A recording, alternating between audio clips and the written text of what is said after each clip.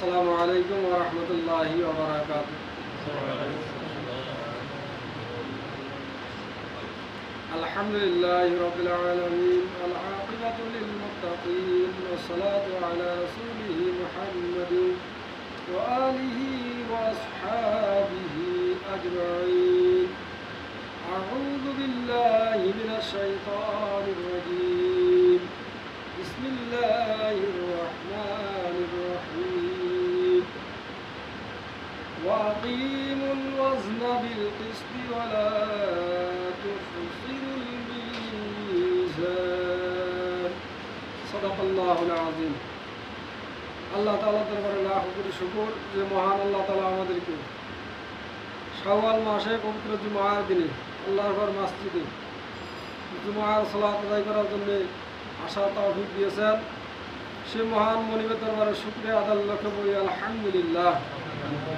অগণিত দুরূদ সর্বযুগের সর্বশ্রেষ্ঠ মহামানবের প্রতি, যে মহামানব পৃথিবীতে এসেছিলেন ইনসাফ প্রতিষ্ঠিত করার জন্যে। তিনি পৃথিবীতে ইনসাফ প্রতিষ্ঠিত করেছিলেন সমাজে, পারিবারিক জীবনে, রাষ্ট্রীয় জীবনে, সর্বক্ষেত্রে তিনি ইনসাফ প্রতিষ্ঠিত করেছিলেন। সে নবীর প্রতি দুরূদ করার উদ্দেশ্যে আমরা বলি আল্লাহুম্মা সাল্লি আলা আল্লাহুম্মা বারিক আলা। সম্মানিত মুসলিমান একরাম, আমি আপনাদের সামনে সূরা আর রহমানের একটি আয়াতে কারিমা তেলাওয়াত করেছিলাম। আসলে আমি রমাদানের পূর্বে আপনাদের সামনে সূরা রহমানেরই আলোচনা করতেছিলাম। রমাদান আসার কারণে সূরা রহমানের আলোচনা স্থগিত ছিল। তো সেই অসমাপ্তি আলোচনা থেকে আমি আপনাদের সামনে সূরা আর রহমানের একটি আয়াতে কারিমা তেলাওয়াত করেছি। ওয়াকিমুল ওয়াজনা বিল কিসতি ওয়ালা তুখসিরুল মিজান। আল্লাহ তাআলা বলতেছেন যে আমার বান্দারা, তোমরা পৃথিবীতে ইনসাফ প্রতিষ্ঠিত করো, সঠিক ওজন দাও, আর কখনোই তোমরা ওজনে কম দিও না। আল্লাহ তাআলা এই আয়াতে কারিমার মধ্যে এই কথাটা বলতেছেন। এই আয়াতের মাধ্যমে পরিষ্কার হয়ে গেল যে নামাজ পড়াটা যেমনইভাবে ফরজ, আল্লাহর হুকুম পড়াই লাগবে। ইনসাফ প্রতিষ্ঠিত করার চেষ্টা পৃথিবীতে করাই লাগবে, এটাও একটা ফরজ কাজ। রমাদানের রোজা যেমনইভাবে ফরজ, আল্লাহর হুকুম করাই লাগবে। এই আয়াতে কারিমার মাধ্যমে আমরা জানতে পারলাম যে ইনসাফ পৃথিবীতে প্রতিষ্ঠিত করার চেষ্টা করাটাও আল্লাহর হুকুম, এটাও করাই লাগবে। কেউ যদি পরিপূর্ণ মুসলমান হতে চায়, শুধু নামাজ দিয়ে, রোজা দিয়ে, জিকির আজগার দিয়ে পরিপূর্ণ মুসলমান হতে পারবে না। এই আয়াতে কারিমার মধ্যে স্পষ্ট জানা গেল যে পৃথিবীতে ইনসাফ প্রতিষ্ঠিত করার চেষ্টা করতে হবে কেউ যদি পরিপূর্ণ মুসলমান হতে চায়, কারণ এটাও আল্লাহ তাআলার হুকুম। আল্লাহ তাআলা কোরআন মাজিদের অন্য জায়গায় বলতেছেন ওয়াইলুল লিল মুতাফফিফিন, যারা ওজনে কম দেয় তাদের জন্য ওয়াইল নামক জাহান্নাম, বলেন নাউযুবিল্লাহ। সূরা নাহলের মধ্যে আলোচনা আল্লাহ তাআলা করেছেন ইনসাফ ভিত্তিক, ইনসাফ প্রতিষ্ঠিত করার ব্যাপারে। এই জন্য পৃথিবীতে ইনসাফ প্রতিষ্ঠিত করাটা এটাও আল্লাহর একটা হুকুম, ফরজ, এটাও করাই লাগবে। শুধু নামাজ, রোজা, জিকির আজগার দিয়ে পরিপূর্ণ মুসলমান হওয়া যাবে না। যে ব্যক্তি ফ্যামিলির গার্জিয়ান, পরিবারের গার্জিয়ান, পরিবারের মাতাব্বর, ফ্যামিলির গার্জিয়ান যিনি, সে তার পরিবারের সমস্ত লোকদের সাথে ইনসাফ করবে। ছোট স্ত্রীর সাথে ইনসাফ করবে, বড় স্ত্রীর সাথেও ইনসাফ করবে। ছেলের সাথে যে ইনসাফ করবে, মেয়ের সাথেও ইনসাফ করবে। ছোট ছেলের সাথে ইনসাফ করবে, বড় ছেলের সাথেও ইনসাফ করবে। কিন্তু আমাদের সমাজে এমন কিছু পিতা পাওয়া যায় যে ছেলের যদি একটু শুধু জ্বর হয়, ছেলের যদি হলে একটু জ্বর হয় তো ডাক্তার এনে বাড়িতে হাজির, আর মেয়ের 3-4 দিন যাবত জ্বরে বিছনায় পড়ে আছে। ওই বাজার থেকে 10 টাকার ট্যাবলেট আনে দিছে আর বলতেছে মারে এগুলো খা, ইনশাল্লাহ ভালো হয়ে যাবে, একটু ধৈর্য ধর। সম্পদ যখন বন্টন করে, এমনও পিতা আমাদের সমাজে, আমাদের দেশের মধ্যে রয়েছে, যখন সম্পদগুলি বন্টন করে সমস্ত সম্পদগুলি ওই ছেলের নামে দিয়ে দেয়, মেয়েকে মাহরুম করে ফেলে। এমন পিতা আছে না? আবার নামাজিও, হজ করে আসছে, তাহাজ্জুদও পড়ে, রমজানের রোজা রাখে, শাওয়াল মাসে রোজা রাখে, কিন্তু সম্পদগুলো সব ছেলের নামে দিয়ে দিল। আর মেয়েকে বলতেছে, মা রে মন খারাপ করিস না। মেয়েটা চিন্তা করতেছে, আমার জন্মদাতা পিতা আমাকে ঠকায় দিল, মন খারাপ। পিতা বলতেছে, মা রে মন খারাপ করিস না, সম্পদগুলি যদিও তোমার ভাইকে দিয়েছি, ছেলেকে দিয়েছি, কিন্তু আমার দোয়া তোমার সাথে থাকলো। মাথার মধ্যে হাত বুলায় দিয়ে বলে, মা রে কোনো চিন্তা করিস না, আমার দোয়া তোর সাথে থাকলো। এখন গাদ্দার পিতা আছে না? মেয়ের মনটা খারাপ, কিন্তু মনের দুঃখ কারোর কাছে প্রকাশও করতে পারে না, স্বামীর কাছেও বলতে পারে না, শ্বশুর শাশুড়ির কাছেও বলতে পারে না, ছেলের কাছেও বলতে পারে না। মনের দুঃখ মনে নিয়ে ঘুরে কার কাছে বলবে? জন্মদাতা পিতার বদনাম কার কাছে করবে? মনের দুঃখ মনে রয়ে গেছে, কাউকে বলতেও পারে না, শেয়ার করতে পারে না, আড়ালে গিয়ে ওজলে গিয়ে ক্রন্দন করে, কারোর কাছে মনের দুঃখের কথা প্রকাশও করতে পারে না। হঠাৎ একদিন তার পিতা বিছনায় পড়ে গেছে, আর উঠতে পারে না। পিতা বলতেছে, ছেলেকে বলতেছে, যা তোর বোনকে নিয়ে আয়, আমি বিছনার থেকে উঠতে পারি না, সম্ভবত আর বাঁচবো না রে বাবা, তোর বোনটাকে নিয়ে আয়, মেয়েটাকে একটা নজর মৃত্যুর আগে দেখতে চাই। ছেলেকে পাঠায় দিয়েছে বোনকে আনার জন্য। বোনকে আনার জন্য গেছে, বোনকে গিয়ে বলতেছে যে, আব্বু আব্বা তো অসুস্থ, কয়েকদিন যাবো তো বিছনা থেকে উঠতে পারে না, মনে হয় বাঁচবে না, তো মরার আগে তোকে একটু দেখতে চেয়েছে, আমাকে পাঠিয়েছে তোকে নিয়ে যাওয়ার জন্য। মেয়ে যখন শুনতে পেয়েছে নিজের জন্মদাতা পিতা মৃত্যুর মুখে, সম্ভবত আর দুনিয়ায় বেঁচে থাকবে না, দুনিয়া থেকে বিদায় নিয়ে চলে যাবে, সমস্ত দুঃখ ভুলে গিয়ে মেয়ে বলতেছে, তার স্বামীকে বলতেছে, স্বামী আমাকে একটু বাপের বাড়িতে যাওয়ার অনুমতি দেন। স্বামী বলতেছে যে, ওই রকম শ্বশুর মরে যাক, দেখা করার দরকার নাই, ওইরকম বাপ মরে যাক, দেখা করার দরকার নাই, তোমার যাওয়ার দরকার লাগবে না। বিবি বলতেছে, স্বামী জীবনে কোনোদিন আপনার কাছে আমি কিছুই চাবো না, কোনোদিন কিছু চাবো না, আমাকে শুধু একটা বার আমার জন্মদাতা পিতার সাথে সাক্ষাৎ করার জন্য অনুমতি দেন, আমি একটু দেখতে চাই। স্বামী বলতে, ঠিক আছে যাও। ভাই বোন বাড়িতে রওনা দিয়েছে, ছেলে বোনকে নিয়ে চলে গেছে, মেয়ে গেছে বাপের ঘরে। বাপের ঘরের দরওয়াজায় গিয়ে যে মুহূর্তে দাঁড়াইছে, বাপে মেয়ের দিকে তাকায় আছে, মেয়ে বাপের দিকে তাকায়, ক্রন্দন করতেছে, ওজরে ক্রন্দন করতেছে। মেয়ে গিয়ে বাপের গলায় জড়ায় ধরেছে। বাপ বলতেছে, মা রে তোর সাথে জুলুম করেছি, আমি তোকে ঠকিয়েছি, কিন্তু মা যদিও তোর সম্পদগুলি আমার ছেলেকে দিয়েছি, কিন্তু আমার দোয়ারা তোর সাথে থাকলে রে মা, আমাকে মাফ করে দিস। এমন বেকায়দায় ফেলে মেয়ের কাছে ক্ষমা নেওয়া, ক্ষমা চাওয়ার পিতা আমাদের দেশে, আমাদের সমাজে আছে কিনা বলেন? এগুলো ক্ষমা তো হবে না। আমরা পুরুষ মানুষ খুব চালাক, মেয়েকে এরকম বেকায়দায় ফেলে ক্ষমা চাই, আর বিবিরও মহারণা আমরা পরিশোধ করি না। বিবি এরকম বেকায়দা বলা দেয়, যখন বিছনায় পড়ে যায় বিবিকে বলে, বিবি মহারণা তো শোধ করতে পারলাম না, মাফ করে দিস। কি বলবেন? তখন মাফ না করার উপায় আছে? এটা তো দিলের বাপ না। এবার মেয়েকে ঠকানো যাবে না, মেয়েকে ঠকানো যাবে। মেয়ে কিন্তু বাপকে খুব মহব্বত করে, ভালোবাসে। মেয়ে বাপকে অত্যন্ত মহব্বত করে ভালোবাসে, বিয়ে দিয়েছে, সকাল সন্ধ্যা স্বামী তাকে মারে, শ্বশুর শাশুড়ি অত্যাচার করে, দেওয়ার অত্যাচার করে, ননদ অত্যাচার করে, এরপরও বিরুদ্ধে বাপ মেয়ের বাড়িতে আসতে বেড়াইতে বলতেছে, মা কেমন আছি? বলে, না খুব ভালো আছি।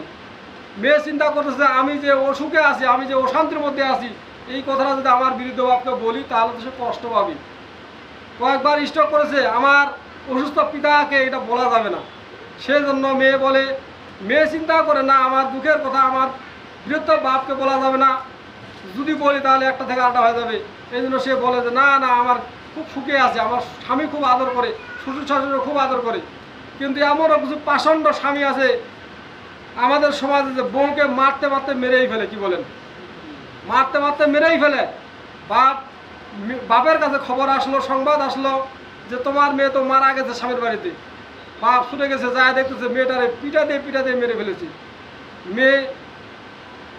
পিতা এবার মেয়ের গলা ধরে, লাশের গলা ধরে ক্রন্দন করে, মেয়েকে জোড়ায় ধরে ক্রন্দন করে, আর বলে, মা রে এতবার তোমার বাড়িতে আসলাম, এত জুলুম নির্যাতন তোমার উপরে হয়েছে, কোনোদিন তো আমাকে বললি না রে মা, আজকে তাহলে তোমার এই দুনিয়া থেকে বিদায় নিয়ে চলে যেতে হতো না। মেয়ে বাপকে বলে না, বাপকে এত মহব্বত করে মেয়েরা যে দুঃখের কথা বাপের সামনে প্রকাশ করে না, বাপের সমস্যা হবে, বাপ কষ্ট পাবে, এই জন্য প্রকাশ করে না। স্বামীর বাড়িতে অত্যাচার চোখ বুঝে সহ্য করে নেয়, কিন্তু বাপের সামনে নিজের অশান্তির কথা প্রকাশ করে না, সেই মেয়েকে অনেক পিতা আছে আমাদের দেশে, আমাদের সমাজের মেয়েকে ঠকায় দেয়। মেয়েকে ঠকানো যাবে না, স্ত্রীর সাথে ইনসাফ করতে হবে। যে ওজনে কম দেওয়ার কথা আল্লাহ বলে, ওজনে তোমরা কী করো, সঠিক ওজন দাও। ওজন শুধু ওই চাল মাপার সময় নয়, গম মাপার সময় নয়, আলু মাপার সময় নয়, ওজন ব্যবহারের সময় ওজনটা সঠিক করতে হবে। ব্যবহারের ওজন আছে, আলেম যেই ব্যবহার পাওয়ার আপনার কাছে অধিকার রাখে সেই ওজনে আলেমের সাথে আচরণ করতে হবে। ইমাম যেই ওজনের ব্যবহারের অধিকার আপনার কাছে রাখে, ইমামের সাথে সেই ওজনে আপনাকে ব্যবহার করা লাগবে, সেখানে ওজন কম দেওয়া যাবে না। ওজন শুধু বলতে আলু মাপা আর ওই চাল মাপার ব্যাপারে না, আচার আচরণেরও মাপ আছে, ওজন আছে, সেই ওজনের কথা আল্লাহ তাআলা এই সূরা রহমানের মধ্যে বলেছেন যে তোমরা ওজনের সঠিক ওজন দাও, ইনসাফ প্রতিষ্ঠিত করো, আর কখনোই তোমরা ওজনে কম দিও না। এটা আল্লাহ তাআলার হুকুম। এই জন্যে যে ব্যক্তি পরিবারের গার্জিয়ান, সে তার ফ্যামিলির সমস্ত লোকদের সাথে ইনসাফ করবে। যে ব্যক্তি গ্রামের মেম্বার, সে তার গ্রামের সমস্ত লোকদের সাথে ইনসাফ করবে। এমনটি নয় যে যারা তাকে ভোট দিয়েছে তাদেরকে দেখবে, যারা তাকে ভোট দেয়নি তাদের সাথে বেইনসাফি করবে, এটা করা যাবে না। সবাইকে সমান চোখে দেখতে হবে। যদি কম বেশি করে তাহলে হাসরের ময়দানে জালেমদের কাতারে দাঁড়াতে হবে। যে ব্যক্তি চেয়ারম্যান, সে তার সমস্ত ইউনিয়ন পরিষদের সদস্য মেম্বারদের সাথে সৎ আচরণ করা লাগবে, সমানভাবে ইনসাফ করা লাগবে। ওই যে মেম্বার কোনো মেম্বারকে একটু বেশি অনুদান দিল, কোনো মেম্বারকে একটু অনুদান কম দিল, এটা করা যাবে না। তার ইউনিয়নের সমস্ত লোকদের সাথে ইনসাফ করা লাগবে। যে এলাকার লোক তাকে ভোট দিয়েছে তাদের সাথে ইনসাফ করা লাগবে, যে এলাকার লোক তাদেরকে ভোট দেয় নেই তার সাথে ইনসাফ করা লাগবে। যে চেয়ারম্যান, সে তার ইউনিয়নের লোকদের সাথে ইনসাফ করবে, ওজন সঠিক ওজন দিবে। যে ব্যক্তি এমপি, সে তার সমস্ত থানার লোকদের সাথে ইনসাফ করবে। যে ব্যক্তি প্রধানমন্ত্রী, সে তার দেশের সমস্ত লোকদের সাথে ইনসাফ করবে। ওই যেই ডিস্ট্রিক্টের লোক তাকে ভোট দিয়েছে ওইদিকে উন্নয়ন, যেই ডিস্ট্রিক্টের লোক তাকে ভোট দেয়নি সেদিকে কোনো উন্নয়ন নাই। সবাইকে সমান চোখে দেখা লাগবে। যদি 19-20 করে, বেইনসাফি করে, তাহলে হাসরের ময়দানে জালেমদের কাতারে দাঁড়াতে হবে। আর জুলুমের ব্যাপারে আল্লাহর হাবিব সাল্লাল্লাহু আলাইহি ওয়াসাল্লাম বলেছেন, আয-যুলমু যুলমাতু ইয়াওমাল কিয়ামা, যারা জুলুম করবে, যারা জালেম, তাদের সামনে এই জুলুমটা হাসরের ময়দানে কঠিন অন্ধকার হিসেবে সামনে হাজির হবে। এটার আলোচনা অনেক রয়েছে। এই জন্য ইনসাফ প্রতিষ্ঠিত করা এটা আল্লাহ তাআলার হুকুম, এটা করতেই হবে। আল্লাহ রাসূল সাল্লাল্লাহু আলাইহি ওয়াসাল্লাম পৃথিবীতে ইনসাফ প্রতিষ্ঠিত করার জন্য এসেছেন। সমস্ত নবী রাসূলরাই পৃথিবীতে একটাই মিশন নিয়ে এসেছিলেন, যে পৃথিবীতে ইনসাফ প্রতিষ্ঠিত করা। আল্লাহ রাসূল সাল্লাল্লাহু আলাইহি ওয়াসাল্লাম ইনসাফ প্রতিষ্ঠিত করেছেন সমাজে, পারিবারিক জীবনে, রাষ্ট্রীয় জীবনে তিনি ইনসাফ প্রতিষ্ঠিত করেছিলেন। আল্লাহ রাসূল সাল্লাল্লাহু আলাইহি ওয়াসাল্লামের ইনসাফ প্রতিষ্ঠিত করার অনেক ঘটনা, অনেক ইতিহাস আমরা জানি। আল্লাহ রাসূল সাল্লাল্লাহু আলাইহি ওয়াসাল্লামের সামনে তার সাউদা নামের বিবি চেহারার মধ্যে ওই পায়েস মাখা অবস্থায় আল্লাহ রাসূল সাল্লাল্লাহু আলাইহি ওয়াসাল্লামের সামনে ক্রন্দন করতে করতে হাজির। তিনি বিবিদের সাথে ইনসাফ করেছেন। তিনার একাধিক স্ত্রী ছিল, সমস্ত স্ত্রীর সাথে তিনি ইনসাফ করেছিলেন। সাউদা রাদিয়াল্লাহু তাআলা আনহা মুখের মধ্যে পায়েস মাখা অবস্থায় ক্রন্দন করতে করতে আল্লাহ রাসূল সাল্লাল্লাহু আলাইহি ওয়াসাল্লামের সামনে এসে হাজির। আল্লাহ রাসূল সাল্লাল্লাহু আলাইহি ওয়াসাল্লাম বলতেন, সাউদা কি ব্যাপার, মুখের মধ্যে তুমি কি মাখছো, পায়েস মাখছো নাকি? সাউদা রাদিয়াল্লাহু তাআলা আনহা বলছেন, ইয়া রাসূলুল্লাহ, হ্যাঁ, মুখের মধ্যে আমার পায়েস। আল্লাহ রাসূল সাল্লাল্লাহু আলাইহি ওয়াসাল্লাম বললেন, সাউদা কি কারণে তুমি পায়েস মেখেছো আর ক্রন্দন করতেছো কেন? সাউদা বলতেছেন, ইয়া রাসূলুল্লাহ, আমি এই পায়েস তো মাখি নাই, আমাকে মাখাই দিয়েছে, আমাকে মেখে দিয়েছে। বলে কে? বলে আপনার বিবি হযরত আয়েশা আমাকে এই পায়েস মুখের মধ্যে মাখাই দিয়েছে। আল্লাহ রাসূল সাল্লাল্লাহু আলাইহি ওয়াসাল্লাম বললেন, সাউদা কি কারণে মাখিয়ে দিল? সাউদা রাদিয়াল্লাহু তাআলা আনহা বলছেন, ইয়া রাসূলুল্লাহ, আমি হাউস করে একটু পায়েস রান্না করলাম, তো আমি খাইলাম, চিন্তা করলাম যে আমি একাই খাবো, আমার সতীন আয়েশাকেও একটু দেই। তো আমি আয়েশাকে একটু পায়েস খাওয়ার জন্য গেলাম, পায়েস খাওয়ার জন্য দিলাম আয়েশাকে। আয়েশা রাদিয়াল্লাহু তাআলা কি করলেন, যে আয়েশা এই পায়েসটা না খেয়ে উল্টা আমার মুখের মধ্যে মেখে দিয়েছি। ইয়া রাসূলুল্লাহ, আমি এটার বিচার চাই, আমি আয়েশার বিচার চাই। আল্লাহ রাসূল সাল্লাল্লাহু আলাইহি ওয়াসাল্লাম বললেন যে সত্য কি আয়েশা এটা করেছে? সাউদা বলছে, হ্যাঁ ইয়া রাসূলুল্লাহ, আপনার আয়েশা এই কাজ করেছে, তাকে আমি আদর করে পায়েস খেতে দিয়েছি, না খেয়ে আমার মুখের মধ্যে মেখে দিয়েছি। আল্লাহ রাসূল সাল্লাল্লাহু আলাইহি ওয়াসাল্লাম আয়েশাকে ডেকে পাঠালেন। আয়েশা রাদিয়াল্লাহু তাআলা আসলেন, আল্লাহ রাসূল আয়েশা রাদিয়াল্লাহু তাআলার কাছে শুনলেন। আয়েশাকে বলছে, আয়েশা, তোমার নামে যে বিচার এসেছে এটা কি সত্য? তুমি সাউদার মুখে পায়েস মেখে দিয়েছো? আয়েশা রাদিয়াল্লাহু তাআলা বলছে, হ্যাঁ ইয়া রাসূলুল্লাহ, আমি একটু গরম মেজাজে ছিলাম, আমার মনটা খারাপ ছিল, এমন সময় পায়েস খাওয়ার জন্য দিছে, আমার মনটা খারাপ ছিল, আমি এই জন্য রাগের ঠেলায় ওর পায়েস ওর মুখের মধ্যে মেখে দিয়েছি ইয়া রাসূলুল্লাহ, আমি ভুল করেছি। কি বলেন? আমাদের দেশে বিচার হয় একতরফা শুনে, আর একতরফা শুনে না। ন্যায় বিচারের নিয়ম হলো দুই পক্ষে শুনতে হবে। কি বলেন? কিন্তু আমাদের দেশে শুধু নয়, ডাইরেক্ট অ্যাকশনে যাওয়া যাবে না। পৃথিবীর মধ্যে এমনও কিছু দেশ আছে, এমনও কিছু বিচার হয় একতরফা শুনে। কি বলেন? দ্বিতীয় পক্ষের কাছে শুনে না, দ্বিতীয় পক্ষের কাছে না শুনে রায় দিয়ে দেয়, যা যাবজ্জীবন, ফাঁসি, এরকম ঘটনা ঘটে পৃথিবীর বিভিন্ন জায়গায়। আমাদের দেশেও ঘটে কিনা আপনারা ভালো জানেন। এই জন্য দুই পক্ষে শুনতে হবে। আল্লাহ রাসূল আয়েশার কাছে শুনলেন। আয়েশা বলছেন, ইয়া রাসূলুল্লাহ, হ্যাঁ আমি একটু গরম মেজাজে ছিলাম, এই কাজটা আমি করেছি, সাদার মুখে পায়েসটা আমি মেখে দিয়েছি, ইয়া রাসূলুল্লাহ, আমি ভুল করেছি। আল্লাহর হাবিব সাল্লাল্লাহু আলাইহি সাল্লাম বললেন, আয়েশা, আমি মুহাম্মদ সাল্লাল্লাহু আলাইহি সাল্লাম, আমি আল্লাহর নবী, আল্লাহ আমাকে পাঠিয়েছে পৃথিবীতে ইনসাফ প্রতিষ্ঠিত করার জন্যে। তোমার ব্যাপারে সাউদা যে অভিযোগ দিয়েছে, যে বিচার দিয়েছে, এই বিচারের তো ন্যায় বিচার আমার করাই লাগবে। আয়েশা রাদিয়াল্লাহু তাআলা আনহা বলতেছেন, ইয়া রাসূলুল্লাহ, আমি অপরাধ করেছি, আমি অন্যায় করেছি, এবং অন্যায় আমি স্বীকারও করতেছি। ন্যায় ইনসাফ, ন্যায় বিচারে যা রায় আসে সেটা আপনি করেন। আল্লাহ রাসূল সাল্লাল্লাহু আলাইহি ওয়াসাল্লাম বললেন, সাউদা, যাও তুমিও পায়েস তৈরি করে নিয়ে আসো। না, আয়েশা রাদিয়াল্লাহু তাআলা আনহাকে বললেন, আয়েশা রাদিয়াল্লাহু তাআলা আনহাকে আল্লাহর হাবিব সাল্লাল্লাহু আলাইহি ওয়াসাল্লাম বললেন যে, আয়েশা, যাও তুমিও পায়েস তৈরি করে নিয়ে আসো। আয়েশা রাদিয়াল্লাহু তাআলা আনহা এবার আল্লাহর রাসূল সাল্লাল্লাহু আলাইহি ওয়াসাল্লামের অর্ডার পেয়ে পায়েস তৈরি করে নিয়ে আসলেন। পায়েস তৈরি করে নিয়ে আসলেন। আসে বলতেছি, ইয়া রাসূলুল্লাহ, পায়েস তৈরি করে নিয়ে এসেছি। আল্লাহ রাসূল বললেন, তুমিও সাউদাকে খাইতে দাও, তুমিও সাউদাকে পায়েস খেতে দাও। সাউদাকে খেতে দিয়েছে। সাউদাকে আল্লাহ রাসূল বললেন, সাউদা, তুমিও এবার পায়েস না খেয়ে আয়েশার মুখে মেখে দাও। কি বলেন? সাউদা রাদিয়াল্লাহু তাআলা আনহা আয়েশা রাদিয়াল্লাহু তাআলা আনহার মুখে পায়েস মেখে দিলেন। দুইজনের মুখে পায়েস। আল্লাহ রাসূল সাল্লাল্লাহু আলাইহি ওয়াসাল্লাম মুস্কি হাসে, আয়েশাও মুস্কি হাসে, সাউদাও মুস্কি হাসে। এইভাবে আল্লাহ রাসূল পৃথিবীতে ইনসাফ প্রতিষ্ঠা করেছিলেন। আল্লাহ রাসূলের ইনসাফের অনেক ঘটনা রয়েছে, অনেক ইতিহাস রয়েছে, আপনারা জানেন। এই জন্য পৃথিবীতে শুধু নামাজ দিয়ে কেউ পরিপূর্ণ মুসলমান হতে পারবে না, শুধু রোজা দিয়ে কেউ পরিপূর্ণ মুসলমান হতে পারবে না, কেউ তাহাজ্জুদ দিয়ে, শুধু জিকির আজগার দিয়ে পরিপূর্ণ মুসলমান মুমিন হতে পারবে না। নামাজের পাশাপাশি, রোজার পাশাপাশি, তাহাজ্জুদের পাশাপাশি, জিকির আজগারের পাশাপাশি পৃথিবীতে ইনসাফকে প্রতিষ্ঠিত করার আন্দোলন করা লাগবে। ইনসাফ প্রতিষ্ঠিত করতেই হবে বিষয়টা এমন না, চেষ্টা করার কথা বলা হয়েছে। চেষ্টা করেন, চেষ্টা করাটা হলো ফরজ। ইনসাফ প্রতিষ্ঠিত করার চেষ্টা করতে হবে, এটাও আল্লাহর হুকুম। নামাজের মতো, রোজার মতো, এটাও আল্লাহর হুকুম। কিন্তু আমরা নামাজ পড়তে খুব মজা পাই, কিন্তু ইনসাফ প্রতিষ্ঠিত করার ব্যাপারে আমরা অসচেতন, আমরা অমনোযোগী। এই জন্য সবাইকে ইনসাফ প্রতিষ্ঠিত করতে হবে। আমরা নামাজ পড়বো, রোজা রাখবো, আমাদের থাকবে সব সময় ইনসাফ ভিত্তিক।